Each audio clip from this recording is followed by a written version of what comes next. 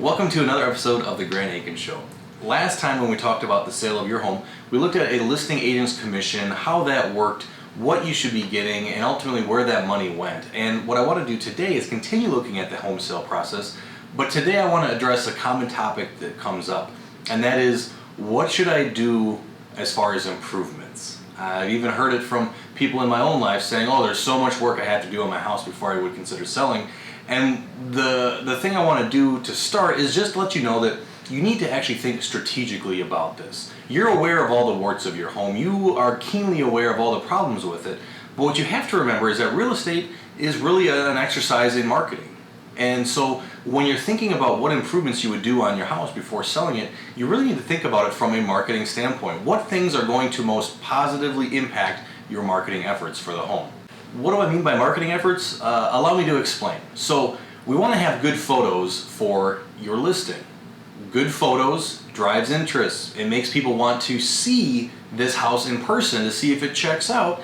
And the goal then is to get people in the house for showings so that they fall in love, those photos are validated, and showings are what leads to offers. And so the improvements that you need to focus on are the things that are going to help improve your photos and help get people to schedule showings. So there's a number of ways that we can go about this. There's a spectrum, really. You can do things really expensive, or you can do things really inexpensive, and you need to make whatever decision is going to be right for you, and in particular to help the marketing efforts of your home. If we take a look at the expensive options as far as remodeling projects that are worthwhile for the sake of your marketing efforts, according to the National Association of Realtors Remodeling Impact Study for 2020, the three projects with the highest return on investment are refinishing old hardwood floors, installing new hardwood floors, and new roofing projects.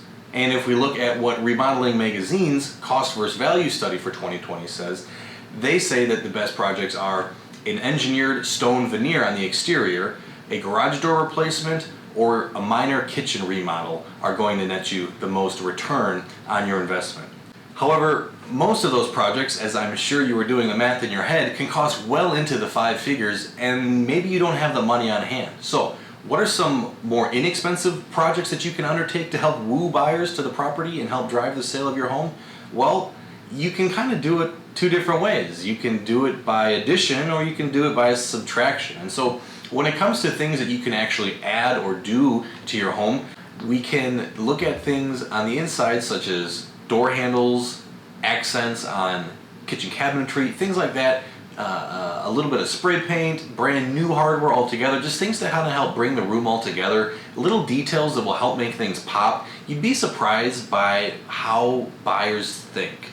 If they walk into a space and they love it and something catches their eye, it's going to help them fall in love with the home and want to write an offer. So it doesn't take a lot. Another thing you can do is even just the front door altogether. If you look at replacing the front door or replacing a creaky or loose or wiggly handle, chances are if you've been ever frustrated with the front door of your home, when buyers come to your house, that's the first thing they're going to touch, the first thing they're going to experience with your property. And if you've been frustrated with it, that might be a deal breaker for them, for as silly as it seems. All right. And one of the other things that you can take a look at doing to really help improve the value and marketability of your home is just the curb appeal. It seems really simple, and you don't have to drop big bucks on a landscaping company, but even just things like refreshing mulch, keeping up with seasonal maintenance, especially now with it being fall time, keeping up with leaves and things like that. If you keep up on exterior maintenance, that's going to help your home show that much better. People are going to be that much more impressed and want to write an offer.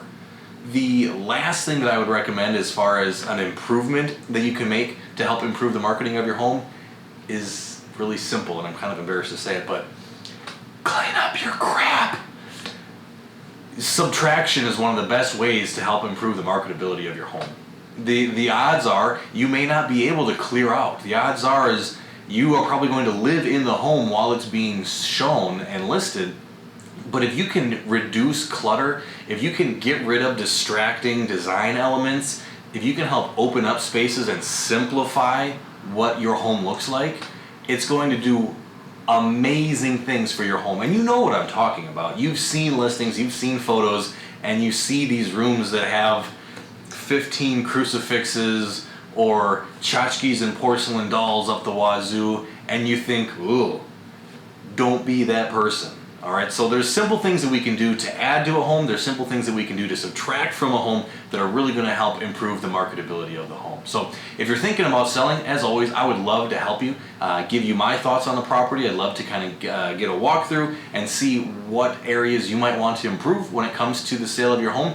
I'm available by phone, email, all those wonderful things. I appreciate any love you'll show to the channel. If you found this helpful, like, share, comment, subscribe, all that good stuff. But other than that, I love you guys, and I'll talk to you next week. Peace.